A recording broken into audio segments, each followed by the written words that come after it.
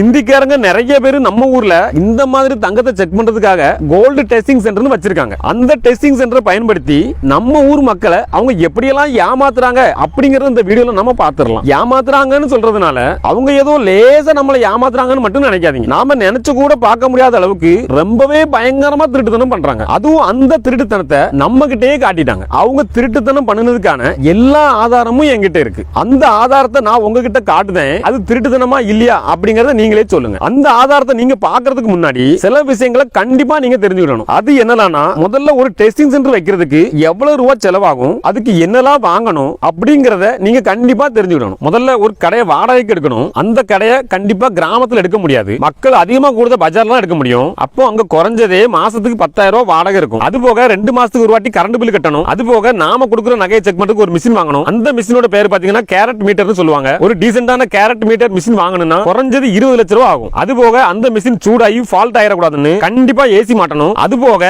Licence எடுக்கணும். அப்படி இப்படின்னு கையில ஒரு 30 லட்சம் ரூபாய் முதலீடு இருந்தா மட்டும்தான் டிஜிட்டல் முறையில் நகையை செக் பண்ணக்கூடிய சென்டரை போட முடியும். இப்போ நம்ம ஹிந்திக்காரர் என்ன பண்றாருன்னா 30 லட்சம் ரூபாய் முதலீடு போட்டு நல்ல ஏசி எல்லாம் போட்டு இந்த மாதிரி ஒரு கடையை திறந்து வச்சு வெறும் 50 ரூபாய் மட்டும் தாங்க டிஜிட்டல் முறையில் எக்ஸ்ரே பண்ணி உங்க நகையில தங்கம் கூட வேற என்னெல்லாம் உலோகங்கள் சேர்த்திருக்காங்க அப்படிங்கறத செக் பண்ணி பிரிண்ட் போட்டே தாரேன்னு சொல்றாரு. வெறும் 50 ரூபாய்க்கு ஒரு நகையை செக் பண்ண முடியும்னா மக்களாகிய நம்மளுக்கு இது ஒரு நல்ல ஆப்ஷன் தானே. இந்த ஒரு நல்ல வாய்ப்பை பயன்படுத்துறதுக்காகத்தான் என்னோட நகையை அந்த ஹிந்திக்காரர் நடத்துற கடைக்கு கொண்டு போனேன். ஆனா அந்த ஹிந்திக்காரர் என்ன பண்ணான் தெரியுமா? முதல்ல நகையை கொடுங்கன்னு சொல்லி என்கிட்ட இருந்து நகையை வாங்கினான். அதுக்கப்புறம் அப்படியே என்ன பத்தி விசாரிக்கிற மாதிரி என்கிட்ட பாவம் போல ரொம்ப சூப்பரா பேசணும். அதுக்கப்புறம் என் நகையை கையில எடுத்துக்கிட்டு நீங்க கொடுத்திருக்கிறது மொத்தம் 3 நகை. இந்த 3 நகையை செக் பண்ணி உங்களுக்கு ரிப்போர்ட் கொடுக்கணும்னா ஒரு நகைக்கு 5 நிமிஷம் ஆகும். அதனால ஒரு 1/4 மணி நேரம் வெயிட் பண்ணுங்கன்னு சொன்னான். உடனே நான் அந்த 3 நகையையும் தனித்தனியா வெயிட் போடுங்கன்னு சொன்னேன். உடனே அவனும் நான் சொன்ன மாதிரியே 3 நகையையும் தனித்தனியா வெயிட் போட்டு ஒரு பேப்பர்ல எழுதிட்டான். அதுக்கப்புறம் அந்த கேரட் மீட்டர் மிஷின் இருக்கக்கூடிய ரூமுக்குள்ள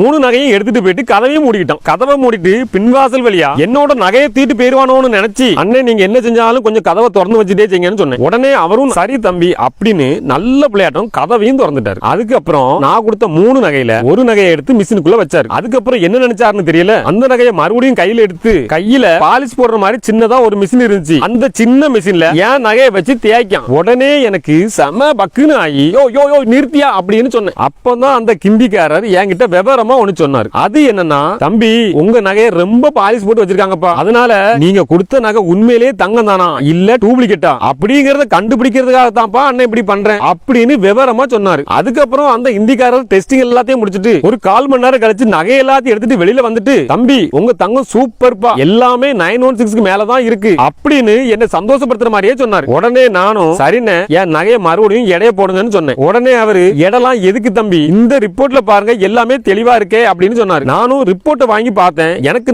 பயங்கர ஷாக்கு. அது என்னன்னா, நகையை செக் பண்ண கொடுக்கிறதுக்கு முன்னாடி நான் கொடுத்த 3 நகையோட வெயிட் எவ்வளவு இருந்துச்சுன்னா 100 கிராம் 80 மில்லி இருந்துச்சு. ஆனா அந்த ஹிந்திக்காரர் திருப்பி கொடுக்கும்போது நகையோட வெயிட் 100 கிராம் 30 மில்லி தான் இருந்துச்சு. திரும்ப நான் அவர்கிட்ட சண்டை போட்டு அந்த 50 மில்லிக்கான ரூபாயை வாங்கிட்டேன். ஆனா எவ்வளவு பேர் இப்படி திருப்பி வாங்குவாங்க, ஏமாந்து தானே போவாங்க. அதனால ஒரு விஷயம் மட்டும் நல்லா தெரிஞ்சுக்கங்க. அது என்னன்னா, இப்போ உதாரணத்துக்கு உங்க கையில உள்ள எலும்பு பிராக்சர் ஆயிட்டுனா டிஜிட்டல் முறையை பயன்படுத்தி எக்ஸ்ரே மிஷின்ல போய் உங்க கைக்கு எந்தவித சேதமும் இல்லாம எக்ஸ்ரே எடுத்து உள்ள இருக்கிற எலும்பு எப்படி இருக்குன்னு பாப்பீங்களா, இல்ல எக்ஸ்ரே எடுக்கும்போது கையை நல்ல எலும்பு தெரிந்த மாதிரி வெட்டி அதுக்கப்புறம் எக்ஸ்ரே எடுப்பீங்களா? கண்டிப்பா கையை வெட்டாம கைக்கு எந்தவித சேதமும் இல்லாம தானே எடுப்பீங்க. அந்த எக்ஸ்ரே மிஷின் மாதிரி தான் இந்த கேரட் மீட்டர் மிஷினும். அதனால ஹிந்திக்காரனா இருந்தாலும் சரி நம்ம தமிழ்நாட்டுக்காரனாவே இருந்தாலும் சரி எடை குறைஞ்சதுன்னா அது எப்படி குறையும் அப்படின்னு கண்டிப்பா கேள்வி கேளுங்க. இப்போ உதாரணத்துக்கு ஒரு சின்ன விஷயம் சொல்லுவேன். இப்போ அந்த ஏமாத்துக்காரரோட கடைக்கு ஒரு நாளைக்கு 10 பேர் போறாங்கன்னு வச்சுக்கோங்க. ஒரு ஆள்கிட்ட அவர் 50 மில்லி ஆட்டையை போட்டாருன்னா ஒரு நாளைக்கு 500 மில்லி ஆச்சு. அதாவது அரை கிராம் ஆச்சு.